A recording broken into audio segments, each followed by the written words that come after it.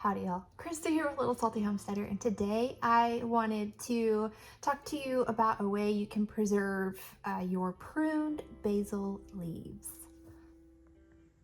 Okay, so as you can see here with my basil plants, you can see where I have pruned them all off. So what I did is once they were tall enough and had, at least 2 sets of true leaves, I pruned them down to the second set. So I pruned off essentially the top set. Some of these were quite tall, so I pruned off just a little bit more. And really all you need to do is you just go in and you just pinch the stem right where you're gonna prune it. And then that's going to encourage bushing out. So your basil plants end up bushier and you get more yield out of the plant. So when I pruned all of my basil, I had like 32 different cells that had basil started in them, and all of those had more than one plant. So I had essentially a pile of all of this basil, and I didn't want to throw it in the garbage because that is just wasteful, and I didn't have anything that I was cooking on my menu anytime within like 2 to 3 days, and I was afraid that it was going to go bad. So there's a few things that you could do in order to preserve that pruned fresh basil, and I'll insert a picture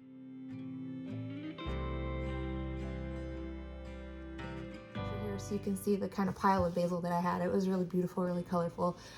So one thing that you can do is you can actually freeze it in an ice cube tray with like olive oil or your favorite cooking oil that you use, and then you'll just pop out that ice cube and the oil ice cube. It's not like a water ice cube. You'll pop out that cube and use it for cooking, and it's about 2 tablespoons worth, I would say, maybe 1/4 of a cup. It's not going to be like a massive amount. So that's one way that you can preserve that basil and be able to use it for the future. Another way is you can just put it in a jar with olive oil and then put that in like a dark place to sit for about 6 weeks. And then you have like an oil infusion with the basil. So that means, you have basil flavored oil. So that's going to actually have like kind of limited applications because, maybe you don't want everything to taste like basil, or maybe you're not even cooking with a whole lot of olive oil or whatever oil that you use to do the infusion. So what I decided to do was I just dehydrated it, and I have an electric dehydrator, and I set it on the lowest setting, which the lowest setting on mine is 95 degrees. And that worked really well for me. It took it like 28 hours or something, 26, 28 hours of just straight dehydrating at 95 degrees before everything was dehydrated. And I'm just gonna crunch it up, and I'm gonna put it in a jar and label it and put it in my spice cabinet. And that's what I'm going to reach for anytime I have a recipe that calls for dried basil. This application will be used for like seasoning mixes. You can make your own Italian seasoning this way, other seasoning blends, marinades, salad dressings, all sorts of different types of stuff where you would use dried basil. I now have homegrown basil because, like I said, I didn't really want to just throw away this pruned basil because it's still edible, it's still good. So let me just show you what this tray looks like. It was only one tray, so it didn't end up being like a whole terrible humongous amount, but I can add to this throughout the summer as my basil is growing, and I'm trying to keep control of the plant or whatever. So let me just go over the method for this. It's really easy. So here we go. So this is my dehydrator. This is the Nesco American Harvest food dehydrator. It has different temperature settings. It's very manual. There's nothing digital about it. But this was one of the least expensive dehydrating options that they had whenever I purchased mine. And at the time I didn't have like a humongous budget for one of those really fancy, big box dehydrators that sits on the countertop or whatever. So this is what I purchased, and it came with several of these trays. And I purchased extra trays to go with it because whenever I'm dehydrating peppers, I do a whole bunch at one time and then crush it down. But I just laid out all of the basil leaves along here, and I tried to keep it in a single layer, but there was some parts where it was a little bit stacked on top of each other because it really did take up much more volume than this before the dehydrating was complete. So after I got them all laid out, then I put the lid on it and I plugged it in and I just let it go. And I would check on it periodically to see how the leaves were doing. And the purple variety, the purple varieties took longer than the green varieties to get fully dehydrated. And I'm not really sure why that is, but I did want to mention that in case you do try this method. Keep in mind that the purple is going to take longer than the green. So now, from this point, okay, so this is really just like a 4-ounce jar, I think. I don't think it's overly big. It is from the Ball company, so it's essentially like the smallest jar that they sell.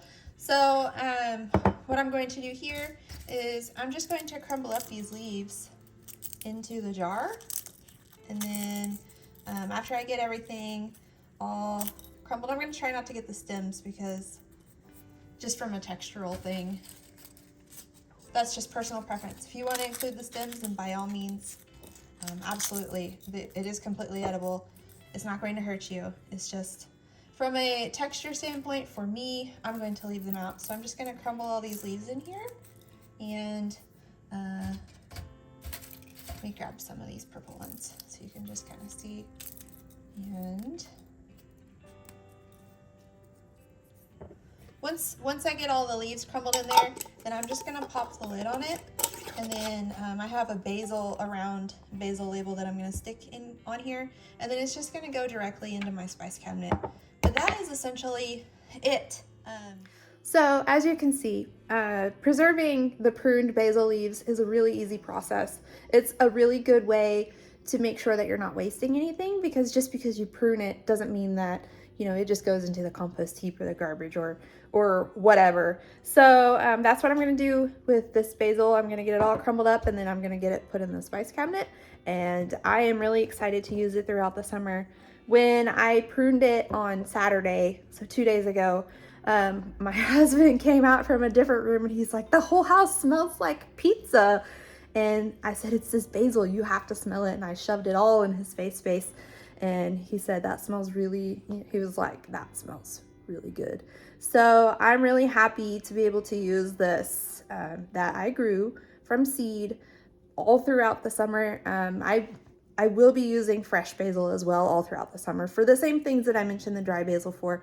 Sometimes the dry is just a little bit easier, or for like slow cooking methods, you want to use dry seasonings and not fresh. You want to use fresh at the end of the cooking process or in like raw preparations. But the dried basil is good for, you know, roasting, slow cooking, anything that's going to require heat being applied to it, because it holds up the flavor a little bit better than the fresh. The fresh will lose the flavor really quickly once you apply heat to it. So I'm really excited about this. If you guys have preserved any of your basil prunings, please comment down below. I'm sure that I'm forgetting a way to preserve this, simply because this is my first time preserving just the prune stuff from the very beginning of the gardening season. So comment down below how you preserve your basil or your other herbs, and I'm excited to learn from you guys. But that's all that I have for you. On Thursday, I have a very exciting gardening video, so please go ahead and hit that subscribe button and the notification bell. That way you'll know whenever that video hits, because it's a fun gardening one, and I'm really excited to get it out to you guys. But that's all I have for you today. So until Thursday, you guys have a wonderful week.